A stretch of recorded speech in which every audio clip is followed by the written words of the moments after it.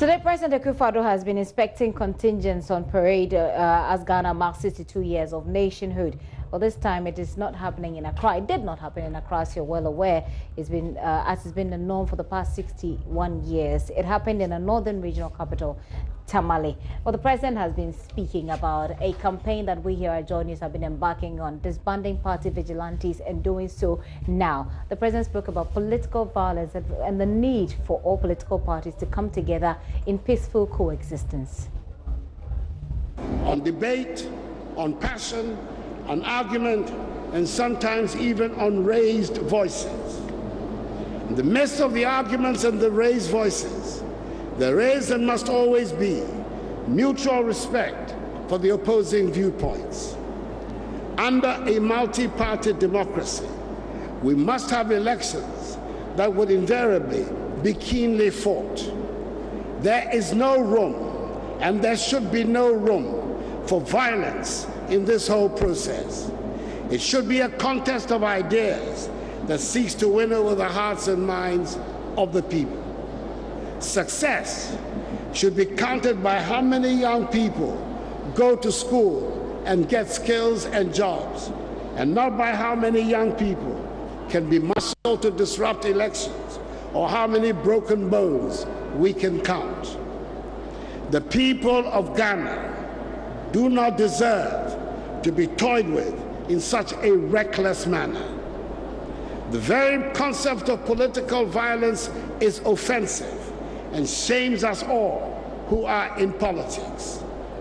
That is why I'm determined that hopefully the impending dialogue between the two major political parties, the New Patriotic Party and the National Democratic Congress, who between them regularly take more than 95% of the vote in elections, who have provided all the 7 governments of the Fourth Republic, and who are the only 2 parties currently represented in Parliament, should succeed.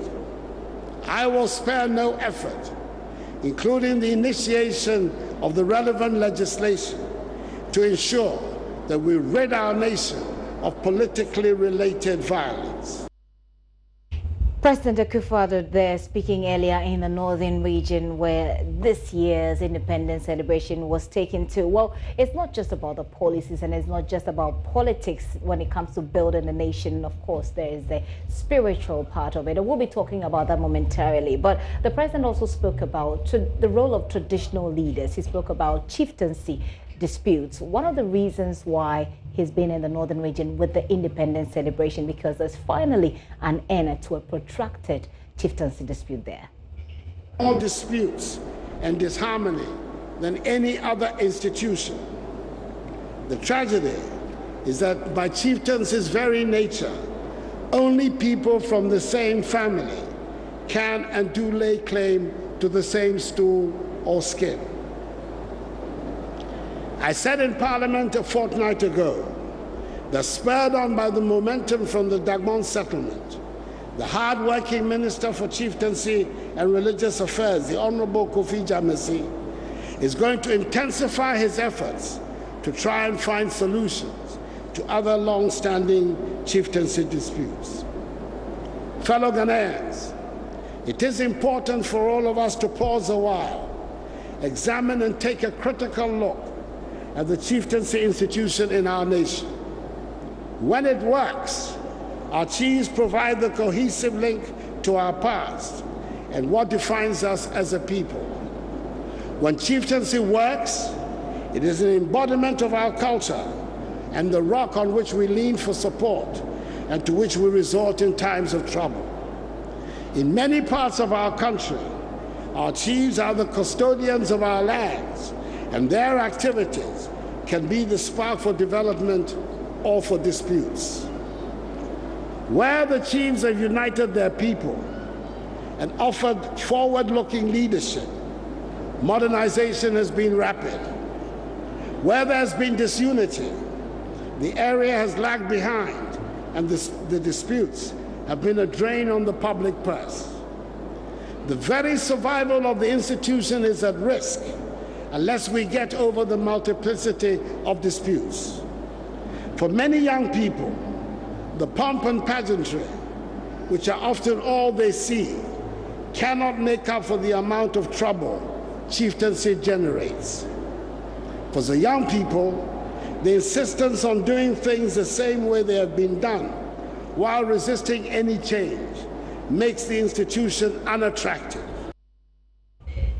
President Akufo-Addo there. So he's spoken about, when it comes to politics, when it comes to governance, when it comes to traditional leadership in nation building. That's what we're basically doing with this country now. Let's look at the spiritual perspective, and we'll do a very quick conversation on that. I have here in the studio Prophet Emmanuel AJ. He's the head pastor of Prayer Palace, Spintex. Prophet, thank you very much for coming to our studios this afternoon. It's a pleasure. Okay. So let's look at the spiritual perspective of nation building. When it comes to that, what is it that you can share with Ghanaians on this day that we celebrate our Independence Day? Wow, that's a beautiful question. I want to greet or say hi to all your viewers. I want to wish everybody a happy Independence Day. I think that we cannot build a nation without spiritual leaders.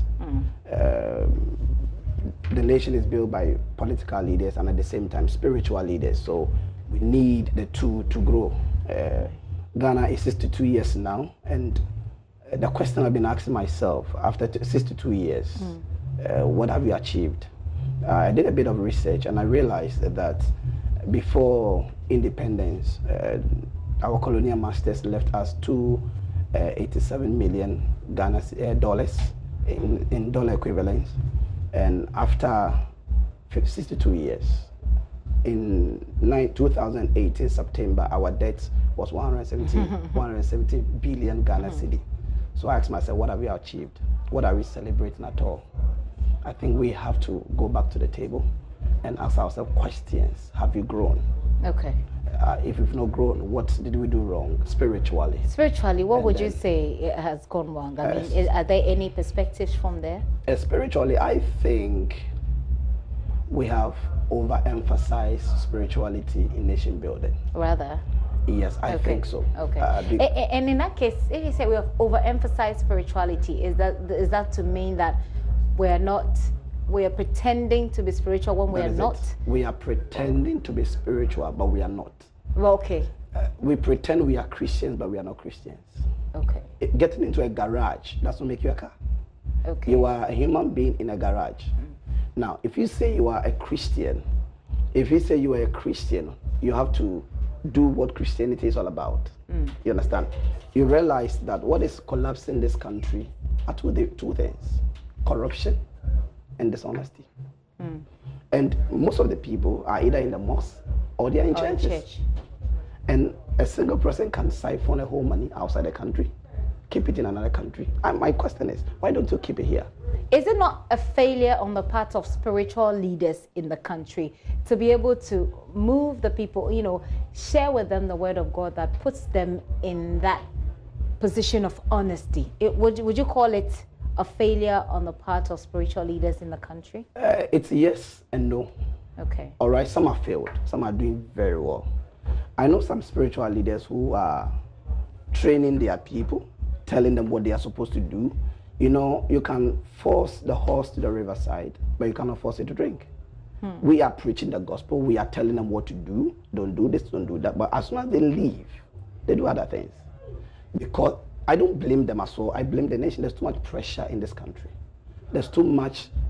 And I was listening to Archbishop Duncan Williams a few days ago when your people interviewed him. And what he said, I support him 100%. If we are not careful, people are going to blow off. Because we have the opportunity to talk to the people. And the kind of things they are going through, if they share their problems. They share their problems. If we sit down, the kind of things. Example, when I was coming, I heard you guys talking about the cedi jumping to 5.7. Yes, 5 cedi 57 pesos. Good. And in Ghana, everything is sold in dollars. Well, a lot of things are sold in dollars, and then the ripple down, the triple, what's the word? The trickle down effect. You see, takes and over. The salaries are given in cedis, but we have to buy in dollars. So you realize that there's too much pressure on the people. So even when they are in church and you are talking about God loves you, he's looking at he's thinking of how empty his pocket is. You understand? So we realize that we are pushing, but the economy is not helping. So what we have to do is that if we are inculcating the spiritual leaders, then we should be honest. Okay. We should be really honest to ourselves. We should make sure that whatever we do in churches, we say in churches, should be inculcated in our daily lives. We should be very honest. Example, somebody leaves church, drink ice water in that bottle, drop it on the street, and go home. We have to pay somebody to collect. You understand? So these are principles that we teach in church, but it's not inculcated in our daily lives. In our daily lives. Going forward, as we celebrate Independence Day, going forward, what should we, what are your perspectives about what we can do, or what spiritual leaders in this country ought to do to help us push forward in our development? I think we should push with education. We should continue pushing with the education. We should push because honestly, we are hearing the word, but we are not patriotic. We honestly, I've lived in America for a very long time, and I realized that in America, Americans are very patriotic. It's very difficult. One time I was driving, all right, and another guy was driving ahead of me, and he left something on the street. The guy just crossed him and told him, go back and pick that thing. The guy did not say anything. He went and he picked. But when you come to Ghana, you realize that we are not even patriotic. We are not honest to ourselves. We do things haphazardly. Do you think that the spiritual leaders should be involved perhaps a bit more in politics and in governance for us to reach that level, you know, from a spiritual perspective? Does that make sense? Yes, we should. We should have, I think it should get to a time where a pastor can even be the president. Really? Or an apostle. But they've said that when you get there, there's so much lies that you have to tell before you get there. There's so much corruption in the system that by the time you get there as a pastor, you're already corrupted. And if you don't want to corrupt, the system will bring you down. You won't even get there in the first place because you don't want to conform. Have you tried? It's a perception. Have you tried? No. Okay. I take your very final comments on this. As far as spirituality and nation building is concerned on this day, Prophet Emmanuel Ejay, share your final thoughts with us on this. I think after 62 years, or we are celebrating 62 years of our independence, we should go back to the table. I want to talk to everybody. We should be very honest to ourselves. Our yes should be our yes, our no should be our no. We should be honest in church, in our homes. Husbands are not honest to their wives. Wives are not honest to their husbands. Children are not honest to their parents. We should be honest. That is a basic principle of life. Presidents are not honest. Ministers are not honest. We are all pretending it's working, but it's not working. It's not working. It's not working. If we are honest, this nation will work. Our yes should be our yes. If we are suffering, we should say we are suffering. If we need help, we should say we need help. And it will work for us. Prophet, thank you very much for coming. I really sincerely wish that we had a bit more time, but we don't on this occasion. There's so many things to put it together. Prophet Emmanuel Ejay is head pastor at Prayer Palace and is on the Spinters Road sharing with us his perspective on spirituality and nation building. He says, honesty is the way to go, and I really wish that we have that in this country. You're still watching The Pulse with me, Gifty Ando, up here